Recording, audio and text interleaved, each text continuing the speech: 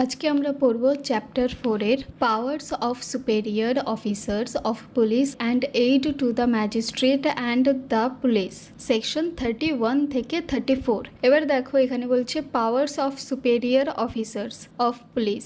এটা কিন্তু আমরা আগের ভিডিওতেই পড়ে নিয়েছি। তো আজকে আমরা পড়ব aid to the magistrate and the police, যেটা সেকশন 31 থেকে 34 বলছে। 31 থেকে 34 এর মধ্যে মোট কথা বলছে যে ম্যাজিস্ট্রেট এবং পুলিশকে কিভাবে সাহায্য করতে পারি। কারা? চোর ডাকাতরা না, সাধারণ মানুষেরা, গ্রামের মানুষ, শহরের মানুষ, এরা কিভাবে ম্যাজিস্ট্রেট বা পুলিশকে সাহায্য করতে পারে কোনো পাওয়ার ছাড়া। ঠিক আছে, তো 31-এ বলছে public owing to assist magistrate and police, আর এটা ছিল আগে সেকশন 37-এ সিআরপিসিতে। Every person is bound to assist a magistrate or police officer reasonably demanding his aid. এতে বলছে in the taking or preventing the escape of any other person whom such magistrate or police officers in authorized to arrest। তাহলে magistrate বা পুলিশকে সহায়তা করা দরকার। ঠিক আছে, প্রত্যেক ব্যক্তি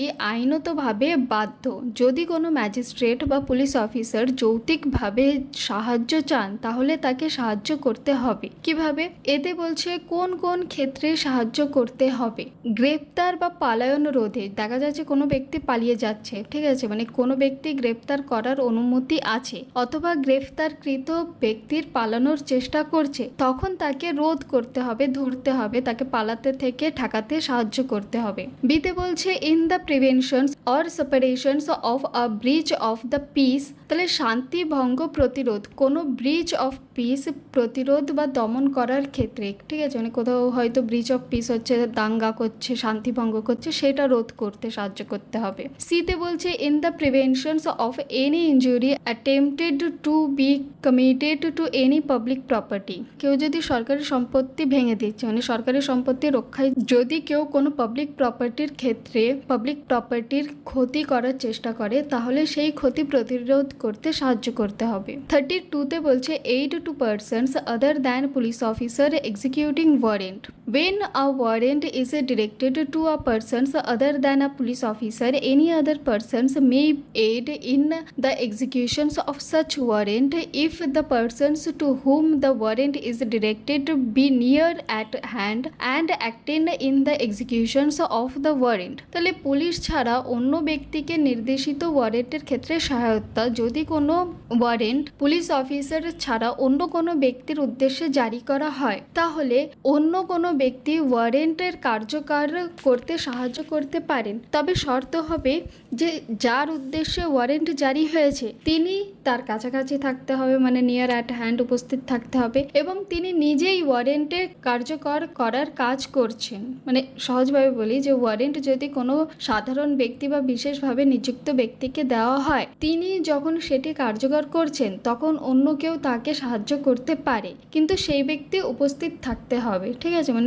উপস্থিত থেকে কাজ করতে হবে পুলিশদের সাথে। সেকশন 33-তে বলছে public to give informations of certain offences. Public কোথাও বি অফেন্স হচ্ছে, সেটা সাধারণ ব্যক্তি কিন্তু তো ইনফরমেশন দিতে পারে, কাকে? ম্যাজিস্ট্রেটকে বা পুলিশকে। ওয়ানে বলছে every person aware of the commissions of or of the intentions of any other persons to commit any offences punishable under any of the following sections of the Bharatiya Nyaya সংহিতা। তাহলে বিএনএস এর মধ্যে এই যে লিস্ট দেওয়া রয়েছে, এর মধ্যে কোনো বি লিস্টে কোনো বি ক্রাইম হচ্ছে, তাহলে সেটা ইনফরমেশন দিতে হবে।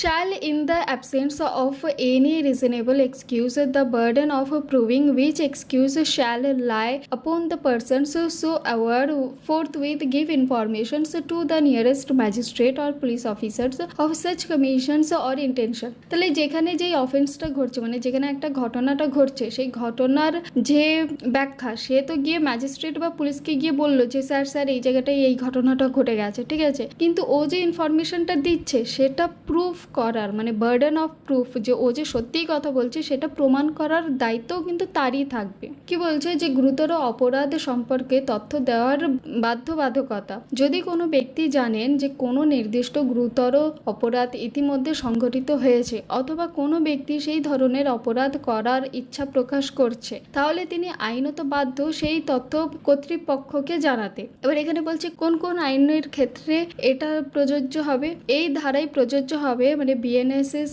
অনুযায়ী এই নিম্নলিখিত ধারাগুলির অধীনের অপরাধের ক্ষেত্রে, মানে ঠিক এই যে লিস্টে যেই অপরাধগুলো রয়েছে এইগুলো যদি তুমি চোখের সামনে দেখছো তাহলে অবশ্যই তোমাকে গিয়ে ম্যাজিস্ট্রেট বা পুলিশকে গিয়ে জানাতে হবে। বলছে রাষ্ট্রবিরোধী বা গুরুতর সহিংস অপরাধ, রাষ্ট্রের নিরাপত্তা বা সার্বভৌমত্ব বিরোধী কার্যকলাপ, বেআইনি সমাবেশ বা দাঙ্গা, জনশৃঙ্খলা ভঙ্গ বা সহিংসতা, রাষ্ট্রবিরোধী কার্যকলাপ, নির্বাচনী অপরাধ বা সরকারি কর্তব্য ব্যাহত করা, সরকারি কর্মচারীর কাজে বাধা বা ভয় দেখানো, জনস্বাস্থ্য বা জননিরাপত্তা বিপন্ন করা, ডাকাতি করা বা সম্পর্কিত গুরুতর অপরাধ, হত্যার প্রচেষ্টা বা আত্মহত্যা প্রচারণা প্রভৃতি ইত্যাদি গুরুতর সহিংস অপরাধ, সংঘটিত অপরাধ, গুরুতর অপরাধ সম্পর্কিত বিশেষ বিধান, অপহরণ মানে কিডন্যাপ করা, মানব পাচার প্রভৃতি গুরুতর অপরাধ, শিশু বা নারীর বিরুদ্ধে গুরুতর যৌন অপরাধ। তাহলে এই কটা যে আছে লিস্টে, এইগুলো যদি তোমার চোখের সামনে হয় বা তুমি জানতে পারছো যে এই ব্যক্তি এই অপরাধটা করতে চলেছে, তাহলে তোমার এটা দায়বদ্ধমূলক, এটা তোমার কর্তব্য যে তুমি অবশ্যই গিয়ে তক্ষুনি পুলিশ অফিসার বা ম্যাজিস্ট্রেটকে গিয়ে জানাবে। তাহলে সহজ ভাষায় বলছে যে যদি কেউ এই ধরনের গুরুতর অপরাধের কথা জানেন বা জানেন যে কেউ তা করতে যাচ্ছে, তাহলে তা গোপন রাখা যাবে না, আইনি অনুযায়ী কর্তৃপক্ষকে জানাতে হবে। তথ্য দেওয়ার বাধ্যবাধকতা, যদি কেউ এই তালিকাভুক্ত অপরাধ সংগঠিত হয়েছে জানেন অথবা সংগঠনের ইচ্ছা সম্পর্কে অবগত হন, তাহলে তিনি কোনো যৌক্তিক অজুহাত মানে রিজনেবল এক্সকিউজ না থাকলে অবিলম্বে নিকটতম ম্যাজিস্ট্রেট বা পুলিশ অফিসারকে তথ্য জানাতে বাধ্য। গুরুত্বপূর্ণ আইনি দিক কি আছে, যে বার্ডেন অফ প্রুফ থাকবে। যে ব্যক্তি তথ্য জানাতেন তার উপরেই প্রমাণ করার দায়িত্ব থাকবে যে তার যুক্তিসঙ্গত অজুহাত ছিল। সহজ ভাষায় অপরাধের খবর গোপন রাখা যাবে না, যুক্তিসঙ্গত কারণ থাকলে তা প্রমাণ করতে হবে, সঙ্গে সঙ্গে তা জানাতে হবে। For the purposes of these sections, the term offence includes any act committed at any place out of India which would constitute an offence if committed in India. ভারতের বাইরে সংগঠিত অপরাধ, এই ধারার উদ্দেশ্য যে অফেন্স বলতে বোঝাবে যে ভারতের বাইরে সংগঠিত এমন কোনো কাজ যা যদি ভারতে করা হতো তাহলে অপরাধ হতো। সহজ ভাষায় বিদেশে সংগঠিত কাজও অন্তর্ভুক্ত হবে যদি তা ভারতে করলে অপরাধ হতো। ধরো তুমি ইন্ডিয়াতে রয়েছে, তোমার বন্ধু রয়েছে পাকিস্তানে, এবার তোমার বন্ধু পাকিস্তানে রয়েছে বলে বলছে যে পাকিস্তানে থাকলে বন্ধু একটা কেন 4টে বিয়ে করতে পারবো, কিন্তু তুমি জানো যে ভারতে একটা বিয়েই কিন্তু আমাদের নিয়ম অনুযায়ী করতে হয়, 4টে বিয়ে অ্যাভেলেবেল না। সেই ক্ষেত্রে তুমি ভারতে বসেও অ্যাকশন নিতে পারো যে তোমার বন্ধু ওখানে গিয়ে 4টে বিয়ে করছে, যেহেতু ভারতে নেই তার মানে এটা না যে পাকিস্তানে এটা অপরাধ না হলেও ভারতে এটা অপরাধ হবে না, ভারতেও এটা অপরাধ, ঠিক আছে। তাই এই কথাই বলছে যে ইন্ডিয়ার বাইরে থাকলে এমন না যে অফেন্সটা অফেন্স বলে ধরা হবে না, যদি সেটা ইন্ডিয়াতে অফেন্স তার মানে সে যে কোনোই থাকুক না কেন সেটা অফেন্স।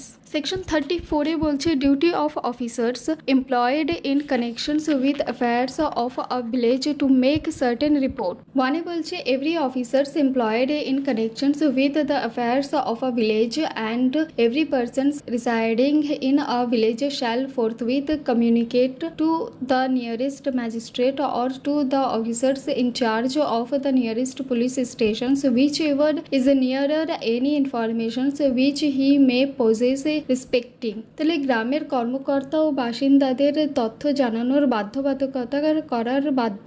নিম্নলিখিত ব্যক্তিরা গ্রামের কাজে নিযুক্ত যে কোনো কর্মকর্তা মানে ভিলেজ অফিসার্স এবং গ্রামের যে কোনো বাসিন্দা অবিলম্বে তা তথ্য জানাতে বাধ্য। কাকে জানাতে হবে? নিকটতম ম্যাজিস্ট্রেটকে অথবা নিকটতম পুলিশ স্টেশনের অফিসার ইনচার্জকে, যেটি কাছাকাছি পড়বে, ঠিক আছে। এতে বলছে the permanent or temporary residence of any notorious receivers or vendor of stolen property in or near such village. কোন কোন বিষয়ে তথ্য জানাতে হবে? চোরাই মাল কেনাবেচাকারী সম্পর্কে যদি জানা যায় যে কোনো কুখ্যাত চোরাই মাল গ্রহণকারী মানে রিসিভার মানে ভেন্ডর গ্রামের মধ্যে বা আশেপাশে স্থায়ীভাবে অস্থায়ীভাবে বসবাস করছে, তাহলে সেই তথ্য জানাতে হবে। বিতে বলছে the resort to any place within or the passage through such village of any persons whom he knows or reasonably suspects to be a robber, escaped convict or proclaimed offender। দুষ্কৃতকারী বা পালাতক অপরাধী সম্পর্কে যদি জানা যায় যে যুক্তিসঙ্গত সন্দেহ নেই কোনো ডাকাত, পালাতক দণ্ডীয় ব্যক্তি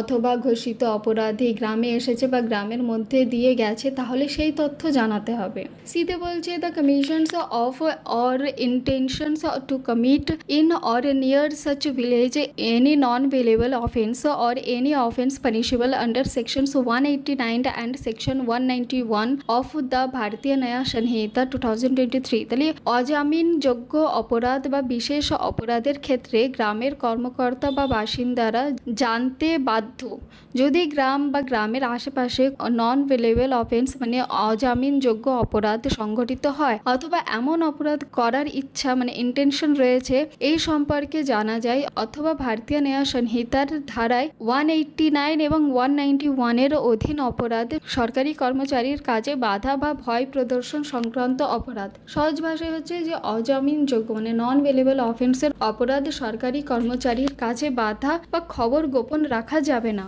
ডিতে বলছে the occurrence in or near such village of any sudden or unnatural death or of any death under suspicious circumstance or the Discovery in or near such village of any crops or part of a crops in a circumstance which lead to a reasonable suspicions that such a death has occurred or the disappearance from such village of any person in circumstance which lead to a reasonable suspicions that a non-bailable offence has been committed in respect of such persons। তাহলে অস্বাভাবিক মৃত্যু বা সন্দেহজনক ঘটনা জানাতে হবে যদি গ্রাম বা আশেপাশে কোনো হঠাৎ বা অস্বাভাবিক মৃত্যু ঘটে অথবা সন্দেহজনক পরিস্থিতিতে মৃত্যু হয় অথবা কোনো লাশ বা লাশের অংশ পাওয়া যায় এমন পরিস্থিতিতে যাতে যুক্তিসঙ্গত সন্দেহ হয় যে মৃত্যু ঘটেছে, অথবা কোনো ব্যক্তি গ্রামের থেকে নিখোঁজ হয় এমন পরিস্থিতিতে যাতে যুক্তিসঙ্গত সন্দেহ হয় যে তার ক্ষেত্রে অজামিনযোগ্য অপরাধ ঘটেছে, তাহলে এইগুলো জানাতে হবে। ইতে বলছে the commissions of or intentions to commit at any place out of India near such village any act which if committed in India would be an offence punishable under any of the following sections of the Bharatiya Nyaya Sanhita 2023 namely 103, 105, 111, 112, 113, 178 to 181 both inclusive, 305, 307, 309 to 312 both inclusive, clauses F and G of sections 326, 331 or 332। তাহলে বিদেশে সংঘটিত গুরুতর অপরাধ সম্পর্কিত তথ্য যদি গ্রামের কাছে ভারতের বাইরে কোনো স্থানে এমন কোনো কাজ সংঘটিত হয় অথবা সংগঠনের ইচ্ছা প্রকাশ পায় যা ভারতে করা হলে অপরাধ হতো এবং তা ভারতীয় ন্যায় সংহিতা 2023 এর নিম্নলিখিত ধারার অধীনে শাস্তিযোগ্য এই সেকশনগুলোর, তাহলে সেই তথ্য অবিলম্বে জানাতে হবে। সহজ ভাষায় বিদেশে হলেও যদি ভারতে করলে অপরাধ হতো এমন তা গুরুতর ধারার অন্তর্ভুক্ত হয় তথ্য জানাতে হবে। এফএ বলছে শৃঙ্খলা ও নিরাপত্তা সংক্রান্ত অন্যান্য বিষয় এমন কোনো বিষয় যা আইন শৃঙ্খলা বজায় রাখা, অপরাধ প্রতিরোধ, ব্যক্তি বা সম্পত্তির নিরাপত্তা প্রভাবিত করতে পারে এবং যেসব বিষয়ে ডিস্ট্রিক্ট ম্যাজিস্ট্রেট মানে ডিএম রাজ্য সরকারের পূর্ব অনুমোদন নিয়ে সাধারণ বা বিশেষ আদেশে তথ্য জানাতে নির্দেশ দিয়েছেন সেই সব বিষয়েও তথ্য জানাতে হবে। সহজ ভাষায় ডিএম যদি নির্দেশ দেন এবং দ্য স্টেট গভর্নমেন্টের অনুমোদিত হয় সেই বিষয়েও তথ্য দিতে হবে। দুয়ে বলছে ইন দিস সেকশনস, ওয়ানে বলছে ভিলেজ ইনক্লুডস ভিলেজ ল্যান্ডস। তাহলে এই উপধারায় দুটো গুরুত্বপূর্ণ শব্দের অর্থ ব্যাখ্যা করা হয়েছে, যেটা হচ্ছে ভিলেজ বলতে কি বোঝাচ্ছে। ভিলেজ বলতে শুধু বর্ষিত পূর্ণ গ্রাম নয়, এর অন্তর্ভুক্ত হবে গ্রামের জমি, মানে ভিলেজ ল্যান্ডসও। সহজ ভাষায় গ্রাম মানে শুধু বাড়িঘর নয়, আশেপাশে কৃষি জমি, খোলা জমি ইত্যাদিও কিন্তু অন্তর্ভুক্ত হবে। দুয়ে বলছে the expressions proclaimed offender includes any persons proclaimed as an offender by any court or authority in any territory in India to which this Sanhita does not extend in respect of any act which, if committed in the territories to which this Sanhita extend, would be an offence punishable under any of the offence punishable with imprisonment for 10 years or more, or with imprisonment for life, or with death under the Bharatiya Naya Sanhita। তাহলে proclaimed অফেন্ডারে বলতে কি বোঝাচ্ছে, যে এমন ব্যক্তি যাকে কোনো আদালত বা কর্তৃপক্ষ অপরাধী হিসাবে ঘোষিত করেছে এমন কোনো ভারতীয় অঞ্চলে যেখানে এই সংহিতা প্রযোজ্য নয়, যদি তার করা কাজ এই সংহিতা প্রযোজ্য অঞ্চলে করা হতো এবং তা ভারতীয় নিয়া সংহিতা 2023 অধীনে 10 বছর বা তার বেশি কারাদণ্ড অথবা যাবজ্জীবন অথবা মৃত্যুদণ্ডযোগ্য অপরাধ হতো, তাহলে তাকেও প্রোক্লেমড অফেন্ডার হিসাবে গণ্য করা হবে। সহজ ভাষায় বলি, ভারতের অন্য কোনো অঞ্চলে ঘোষিত অপরাধী হলেও যদি তার অপরাধ গুরুতর প্রকৃতির হয়, তাহলে এই ধারার ক্ষেত্রে তাকেও প্রোক্লেমড অফেন্ডার ধরা হবে। তিনে বলছে the words officers employed in connections with the affairs of the village means a member of the panchayat of the village and includes the headman and every officers or the persons appointed to perform any functions connected with the administrations of the village। তাহলে officers employed in connections with the affairs of the ভিলেজের অর্থ officers employed in connections with the affairs of the village বলতে বোঝায় গ্রামের পঞ্চায়েতের সদস্য এবং এর অন্তর্ভুক্ত হবে গ্রামের মুখিয়া প্রধান মানে হেডম্যান, গ্রামের প্রশাসনের সঙ্গে যুক্ত যে কোনো কর্মকর্তা বা যে কোনো ব্যক্তি যিনি গ্রামের প্রশাসনিক কাজ করার জন্য নিযুক্ত। সহজ ভাষায় শুধু সরকারি কর্মকর্তা নয়, পঞ্চায়েত সদস্য, প্রধান এবং গ্রাম প্রশাসনের সঙ্গে যুক্ত যে কেউ এই ধারার অন্তর্ভুক্ত, মানে সবাইকেই রেসপন্সিবিলিটি নিতে হবে। আজকে এই পর্যন্ত।